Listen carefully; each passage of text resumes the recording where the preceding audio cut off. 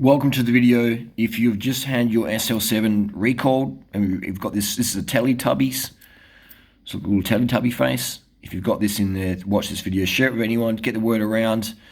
This is going to help increase safety riders. My number one goal here is to increase safety for everyone. It's just, yeah, I think this is a very, very dangerous design, and I don't think the replacement, in my opinion, is going to be safe. I think we're going to see more failures with this one. I don't think this is going to be good at all. Let's get to the video. This looks like Teletubbies. You've got this Teletubbies shape. It's a concern in my opinion. So here we have this is the SL7 tarmac, and so user manual getting here. Interesting. We'll do another video about some of the points in this one. But in my opinion, it's like the homework wasn't done when this bike was released. This is a genuine SL7 S-Works fork, specialized. See the finish here.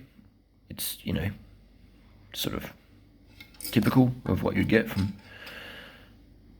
any brand these days, pretty much. So it's like, yeah, it's never been built up, this bike. It's never been installed, but it's not perfect. This is genuine. This is from Bicycle Society Adelaide.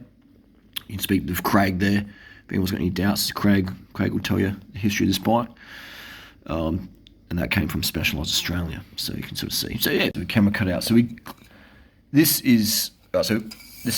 goes on. This is your compression ring. Sits in your headset, and your little caps and everything just compress this together. All right. We'll flip it upside down just so you can sort of see it better. If you've got a loose headset, let's say that most people would buy an S-Works bike. Most people buy this bike are not bicycle mechanics. They're not very experienced cyclists. I'm going to say that straight up. Most people who buy this bike, you just jump on the forums, you read it. They're new to cycling, they're G'd up, they've got money. Cool, great stuff. Fantastic. We want more bums on the bikes. But most people who ride these bikes have no idea about mechanical or engineering, whatever. There's no idea. Even the engineers would buy this bike, they're new to cycling engineering. All right, so this is crazy. So if you get a loose headset, right, this is going to stay here, and then this is going to start to etch into the carbon steerer. Right, we don't want to do that too aggressively because we don't want to damage the steerer. Right? So what can happen, and you hit a few bumps, and that's what's going to happen. It's just going to chew away your steerer. Look at that. So it's on the, is that touching there? If your headset's a bit loose, it's going to have a bit of play there. So it's going to cause the etching. Okay. So for me, this whole design should be scrapped. All right, it should be scrapped. It's like you sort of see maybe a little mark there, just ever so slightly. It's really dumb. If we can zoom up here, all right, you can just sort of see how close it sits. How close it sits. Any bit of looseness is going to be on there. It's going to be on your steerer. Right? So this bike, if I was, if you're an SL7 owner as well, then you want to check your stuff regularly. For me, I'm not even going to bother to ride this bike, really. It's just, I got the SL2, I've got SL7 behind there, another one here. This SL2 kicks ass. My other SL4 kicks ass. The SL7's for me junk. Absolute junk. So you can sort of see, this is a good example. It's a good angle here. So a bit of a loose headset, just a little bit of play, and boom, we've got contact there. We've got contact. All right, so then you hit some bumps. If you're, a big barrister boy, or, accountant on the keto diet, so it's going to have the impact. And these are quite sharp little edges. These little points here. Okay, that's very sharp. Like I could cut myself with that potentially. All right, so that's going to be pointing. It's going to cause a pressure point into your steerer. Bang, bang, bang. All right. See my point there? Look how close that is. It's too close. This should be made out of plastic, in my opinion, or something like that. I mean, we can make this out of plastic. It could be a replaceable item. Why does it have to be made of sharp steel? This is the replacement. This is meant to solve the issues here. But if you look on Google Images, you'll see the fork that snapped, sheared off, was using this Teletubbies split ring. So if your bike has this split ring on it, your SL7, I would be concerned. I would be definitely concerned. What could you do to prevent it? You could probably wrap it in some 3M helicopter tape. I think that'd be a good idea, wouldn't it? You could wrap it in 3M helicopter tape, prevent damage, and then check it every 1,000 or 2,000 K.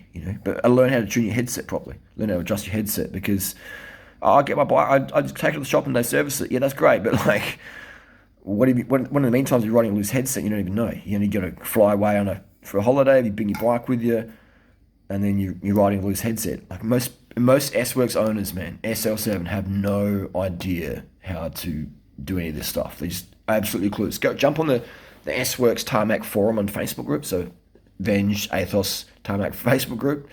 Some great threads on there. And these people have no idea, you know, and that's okay. Like everyone's gonna learn somewhere. But yeah, this is crazy, man. So this design has to be scrapped. It's just stupid, man. Even this one here has got like a sharp point on it as well.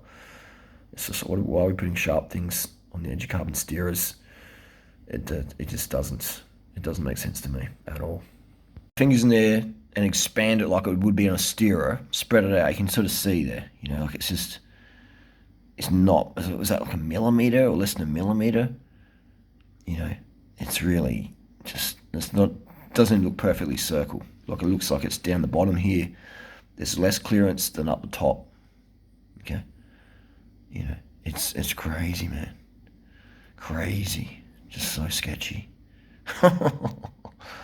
Oh man, I guess I've seen too many horrific accidents in my life. I've seen 3 dead bodies in the road before. You know, motorcycle accidents. I understand how precious life can be. I understand that.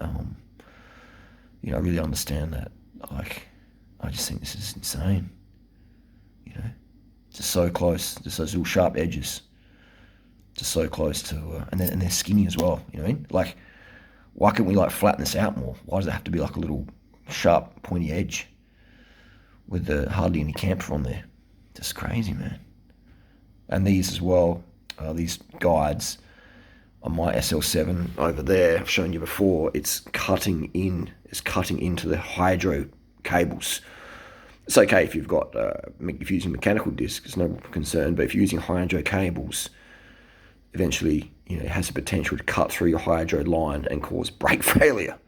And because all the cables are inside, you don't really get a chance to look at them that well. So for me, this is the worst tarmac ever. You know, this is like, it's crazy.